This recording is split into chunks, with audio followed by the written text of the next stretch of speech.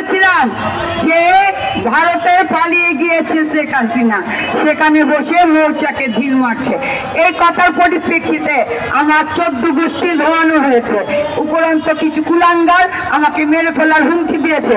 হুমকি বা মেরে ফেলার ভয় অপর্ণা পায় না কখনো। রাজপথে ছিলাম, রাজপথেই থাকবো। আপনারা দেখেছেন।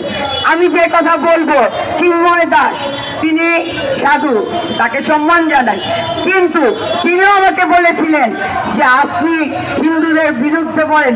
আমি হিন্দুদের বিরুদ্ধে বলি না। আমি যতবার হিন্দুদের পাশে দাঁড়িয়েছি, আপনারা কে কখন হিন্দুদের পাশে দাঁড়িয়েছেন? 17 বছর প্রতিটা হিন্দুর উপর নির্যাতন হয়েছে, তখন কোথায় ছিলেন? এই কথা আমি আরো 2 মাস আগে বলেছিলাম।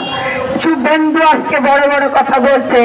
তিনি দিল্লিতে না যে বাংলাদেশে বর্ডারের কাছে এসে বক্তব্য রাখছে। আজকে তিনি রপ্তানি বন্ধ করবে বলছে, পেঁয়াজ রসুনের কথা বলছে। তাদের যে দোষর খুনি হাসিনা, সেই হাসিনাকে তারা আশ্রয় দিতে পারে, আমি মানলাম। মতিবাবুর খুব পেয়ারের লোক হলো শেখ হাসিনা, তাই আশ্রয় দিয়েছে। সেই শেখ হাসিনার অনতিবিলম্বে আমরা ফাঁসি চাই। কেন ফাঁসি চাই? আমাদের এবারের আন্দোলনে 24 সালের আন্দোলনে শিশু খুন হয়েছে। সেই 2024-এ শিশুদের খুনের হত্যার বিচার চাই। হুকুমের আসামি শেখ হাসিনার বিচার চাই। বিচার চাই।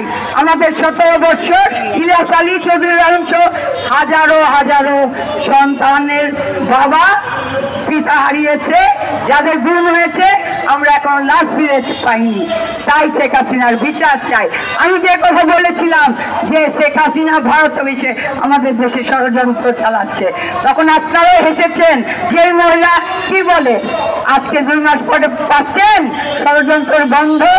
সেই মোদিবাবু এত বড় বড় কথা বলেন, সেই মোদিবাবু ব্যর্থ হয়েছেন কূটনীতিবিদদের নিরাপত্তা দিতে। সেই মোদিবাবু হিন্দুত্ববাদ নিয়ে বড় বড় কথা বলেন, সে ভারতের হিন্দুদের নিরাপত্তা দিচ্ছে না। আপনি দেখেন তথাগত রায়ের বক্তব্য শুনেন, মোদিবাবু শুভেন্দুরা কি করছে, তারা তাদের ভারতটাকেই লুটে পুটে খাচ্ছে। যেভাবে 17 বছর শেখ হাসিনাকে দিয়ে আমাদের বাংলাদেশটিকে লুটে খেয়েছে, এখন লুটের বাধা পড়েছে বিদায় এখন ডক্টর ইউনূস সহ আমাদের সকল সরকারি উপদেষ্টাদের বিরুদ্ধে লেগেছে। আমাদের সরকারি উপদেষ্টার কাজ কি ছিল? অন্তর্বর্তী সরকারের কাজ, তারা প্রশাসনকে সংস্কার করে অন্তর্বর্তীকালীন একটি সরকারের মাধ্যমে সুষ্ঠু নির্বাচন নিবে, যেখানে আমাদের গণতন্ত্র ফিরে পাবো, যেখানে আমাদের ভোটের অধিকার ফিরে পাবো, যেখানে আমাদের ভাতের অধিকার ফিরে পাবো। সেটাই হলো তাদের দায়িত্ব। তাদের দায়িত্ব এই 8 দফা নিয়ে নয়। তারপরে কিন্তু 8 দফা যদি যৌক্তিক হয়, তার পাশে আমরা সবে আছি, এই কথা কিন্তু বলা হয়েছে।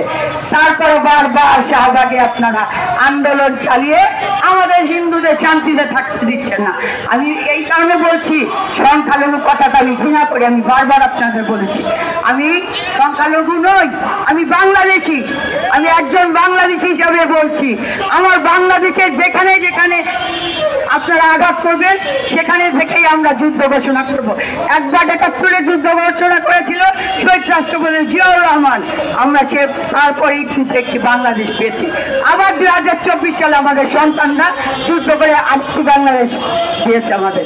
এখন যদি আপনারা আঘাত করেন, এই ভারতের বিরুদ্ধে আমরা যুদ্ধ ঘোষণা করব এই প্রেস ক্লাব থেকে। সকলকে আমি আবারও ধন্যবাদ জানাচ্ছি। অনেক কষ্ট করছেন আপনারা সকাল থেকে সাংবাদিক ভাইয়েরা, সবাইকে আমি আমার ধন্যবাদ জানিয়ে আমার বক্তব্য শেষ করছি।